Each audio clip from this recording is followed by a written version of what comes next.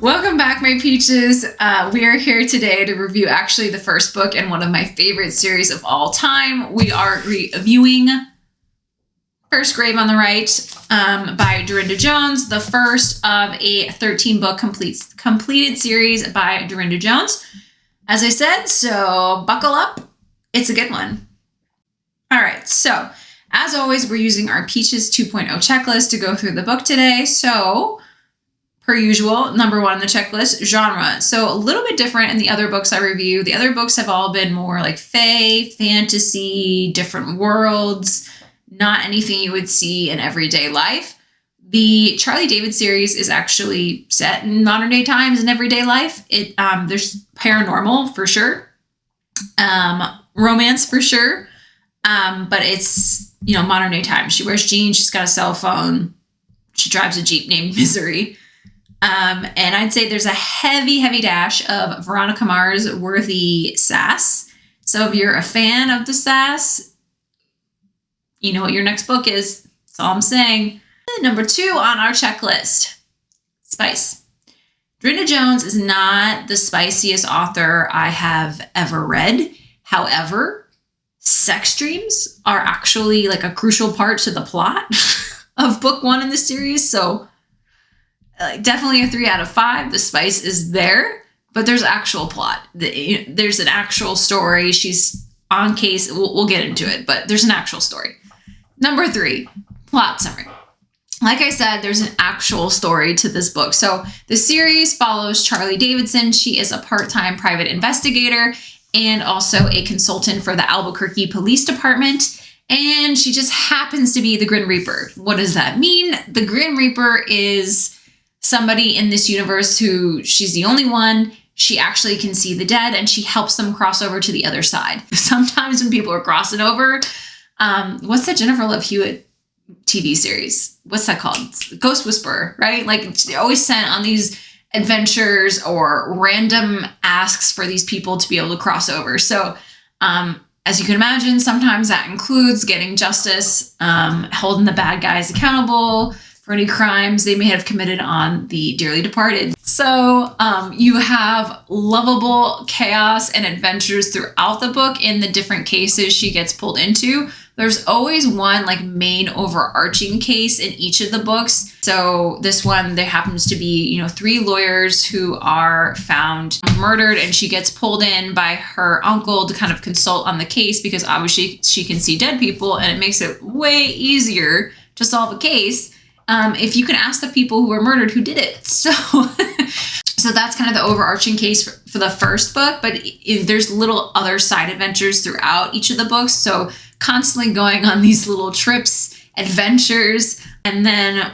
what about the sex dreams you said? Those are part of the plots you said. So like I said, sex dream is part of the plot. So the other piece of this first book in the series, on top of the case she gets pulled into, is she's having these crazy, intense, super hot sex dreams. She's like, what?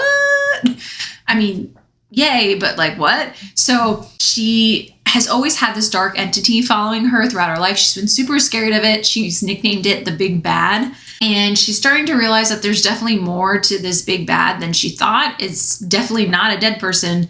And it actually may be connected to this man from her past. So a lot of mystery, intrigue, the romance, the hot on the spice, all that ensues throughout this book. So it has the best mixture of everything, in my opinion. Like nothing is lacking. Number 4 on the checklist, main characters. Okay, 5 out of 5. No ifs, ands, buts about it. Charley Davidson is the female main character. She's like mid to late 20s, I want to say. Like I said, she's the part-time private investigator. She's the Grim Reaper, but she is truly sassy. Veronica Mars level sass. If you've ever read Janet Evanovich's Stephanie Plum series, she's definitely got a Stephanie Plum vibe to her.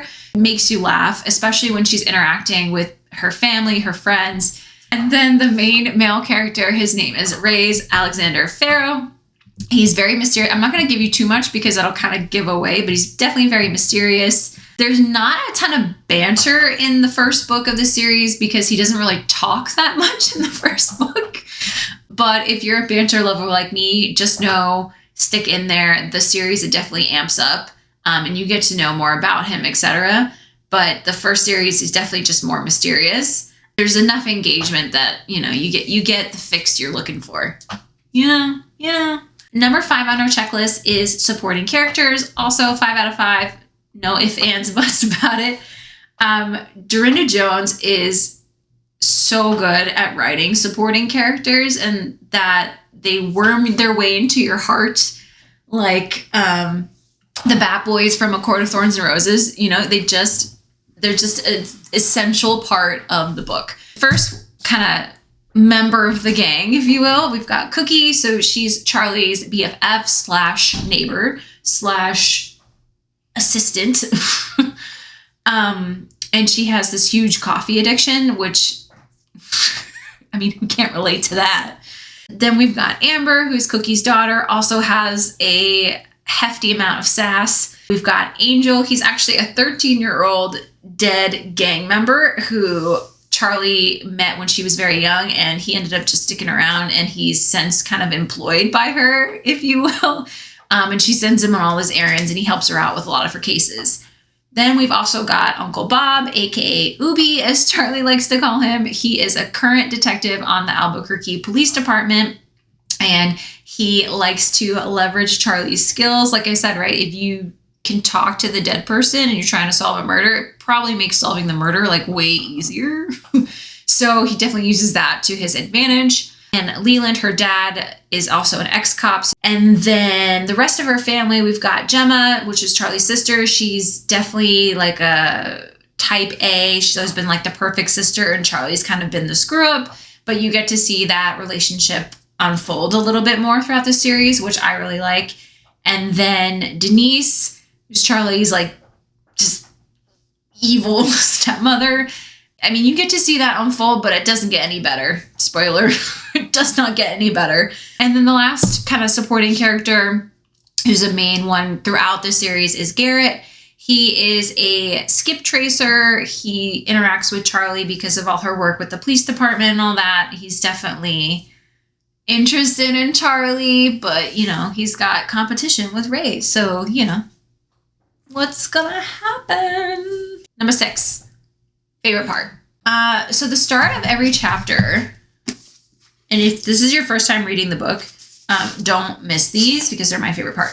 You can see, right, at the start of every chapter, there's these little like opening lines. So there's either a t-shirt or a bumper sticker or a quote from Charley or somebody, and they're always super sarcastic, really dry humor. That is just on point for the overall tone of the book. So one, for example, is a quote from a t-shirt, and it says genius, but genius is spelled with a J, which is not how you spell genius. Spoiler. Another one is do not disturb, already there. So like already disturbed, get it? I just find them really funny. And then number 7, favorite line. There are honestly, truly too many to pick in this book because of just the lovable chaos throughout. There's one part I'm just going to highlight so you, again, get a sense of the tone of the book. But there's one part where she's going to a stakeout, and it's at night. So she's all, we're all black. I'm going to put, the face paint on so no one can see me. I'm going to blend in. And her uncle shows up, and he's like, what are you wearing? And she goes, I'm blending. And so her uncle responds with what? Evil? So again, there's too many of those throughout the book to call out every single one, but just throughout that tone, that vibe, if it's up your alley, you're going to love this book. Which leads me into number 8, overall thoughts. I think it's pretty obvious, but 5 out of 5. Like I said, this is one of my favorite series of all time. It always makes me laugh. It's complete, so there's no cliffhangers. Heavy dose of sass. The banter picks up throughout. The romance picks up throughout. The spice picks up throughout. There's always a solid plot. Oh, it's just so good. Yeah, so that's my review. Make sure you like, subscribe, and then leave me a comment down below. Would you guys like to see, reviews of every book in the series? I feel like if the series is already complete, I can kind of just move on to the next one, but let me know your thoughts. And I will see you guys next week. So till then, bye.